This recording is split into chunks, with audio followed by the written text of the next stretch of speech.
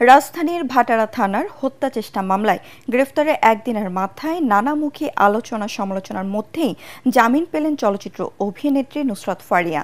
সকালে ঢাকার chief metropolitan magistrate আদালতের বিচারক মোস্তাফিজুর রহমান তার জামিন মঞ্জুর করেছেন। ফারিয়ার আইনজীবী ব্যারিস্টার মোহাম্মদ ইফতেখার জানান, কিছুক্ষণের মধ্যেই কারাগারে জামিননামা দাখিল করা হবে। নুসরাত ফারিয়া আজই ছাড়া পেতে পারেন।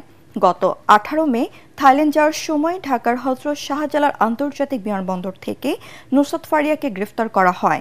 তার বিরুদ্ধে জুলাই গণ অভ্যুত্থানের সময় হত্যা চেষ্টার অভিযোগে মামলার পরোয়ানা ছিল। এরপর গতকাল ঢাকার চিফ মেট্রোপলিটন ম্যাজিস্ট্রেট আদালতের বিচারক তাকে কারাগারে পাঠানোর আদেশ দেন। পরে তাকে গাজীপুরের কাশিমপুরে কেন্দ্রীয় কারাগারে নেওয়া হয়। কিন্তু ফারিয়ার গ্রেফতার ও কারাগারে পাঠানো নিয়ে সমালোচনার ঝড় ওঠে। অবশেষে তার আইনজীবীর আবেদনের পরিপ্রেক্ষিতে আজ জামিন দিল আদালত। পুলিশ 22 তারিখ পর্যন্ত সময় নেয়নি, অত্যন্ত দ্রুততার সাথে তারা আজকেই এই রিপোর্ট প্রতিবেদন আমাদের বিজ্ঞ সিএমএম আদালতে দাখিল করেছেন এবং তার পরিপ্রেক্ষিতে একটি স্পেশাল পিটিশন আমরা মুভ করি যে for the bail of Nusrat Faria. এবং যেহেতু সত্যতা পাওয়া গেছে যে উনি দেশে ছিলেন না, আমাদের নতুন গ্রাউন্ডে ওনাকে বেল দেওয়া হয়। ঢাকার হযরত শাহজালাল আন্তর্জাতিক বিমানবন্দর থেকে উড্ডয়নের পরপরই টার্কিশ এয়ারলাইন্সের একটি প্লেনের ইঞ্জিনে আগুন ধরে যায়। বিষয়টি টের পেয়ে পাইলট প্লেনটি জরুরি অবতরণ করেন।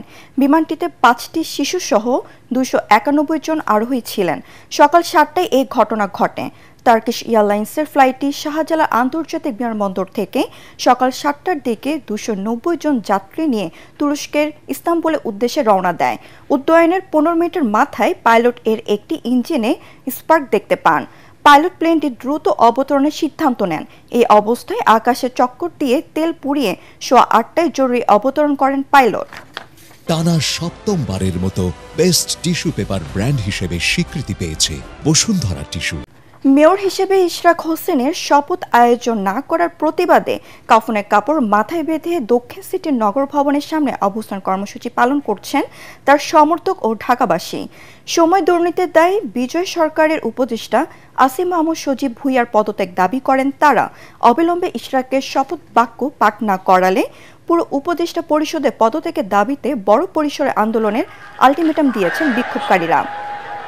এদিকে বিএনপি নেতা ইশরাক হোসেনকে ঢাকা দক্ষিণ সিটি কর্পোরেশনের মেয়র হিসেবে শপথ না পড়ানোর নির্দেশনা চেয়ে দায়ের করা রিট অবৈধ বলে দাবি করেছেন ঢাকাবাসী আহ্বায়ক সাবেক সিনিয়র সচিব মশিউর রহমান। রিট খারিজ না হলে কঠোর আন্দোলনের হুঁশিয়ারি দিয়েছেন তিনি।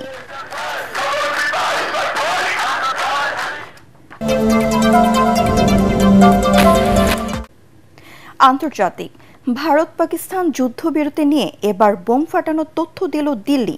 দুদেশের মধ্যে সংঘাত বন্ধে যুক্তরাষ্ট্র কিংবা তৃতীয় কোনো দেশ মধ্যস্থ করেনি বলে দাবি করেছেন ভারতের পররাষ্ট্র সচিব বিক্রম মিশ্রি। দুদেশের মধ্যে পাল্টা হামলা হলেও পারমাণবিক হামলার কোনো ইঙ্গিত ছিল না বলে স্পষ্ট করেন তিনি। এ নিয়ে মার্কিন প্রেসিডেন্ট ডোনাল্ড ট্রাম্প বাড়াবাড়ি করেছেন বলে মন্তব্য নয়াদিল্লি। বিস্তৃত শরীফুল ইসলামের প্রতিবেদনে। ভারত পাকিস্তানের 78 ঘন্টার যুদ্ধের পর গেল সপ্তাহে যুদ্ধবিরতিতে রাজি হয় দুদেশ, যার কৃতিত্ব দাবি করেন মার্কিন প্রেসিডেন্ট ডোনাল্ড ট্রাম্প।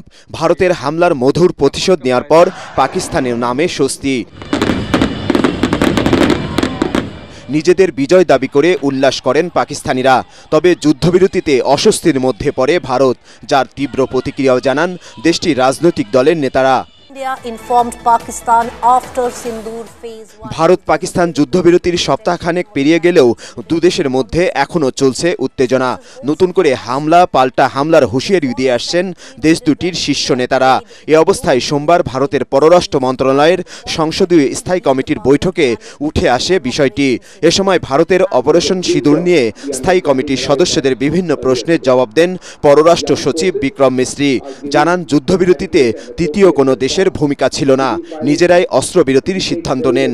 পারমাণবিক হামলার যুক্তরাষ্ট্রের আশঙ্কাও উড়িয়ে দেন তিনি। আমাদের যুদ্ধবিরতির সিদ্ধান্তে তৃতীয় কারো ভূমিকা ছিল না। ভারত ও পাকিস্তান নিজেরাই আলোচনার মাধ্যমে এই সিদ্ধান্তে উপনীত হয়। পারমাণবিক হামলার ইঙ্গিতও কোনো পক্ষই দেয়নি। পাকিস্তানের দিক থেকে পারমাণবিক হামলার কোনো হুমকিও দেওয়া হয়নি। তবে মার্কিন প্রেসিডেন্ট ডোনাল্ড ট্রাম্পের দাবি খারিজ করে ভারতের প্রধানমন্ত্রী নরেন্দ্র মোদী এখনো কোনো মন্তব্য করেননি। এদিকে ভারতীয় সেনাবাহিনীর আকাশ প্রতিরক্ষা শাখার মহাপরিচালকের দাবি, পাকিস্তানের পুরো ভূখণ্ড এখন তাদের নিশানার মধ্যে। পাকিস্তানের সঙ্গে সংঘাতের প্রেক্ষাপটে ভারতের সামরিক সক্ষমতাও তুলে ধরেন তিনি।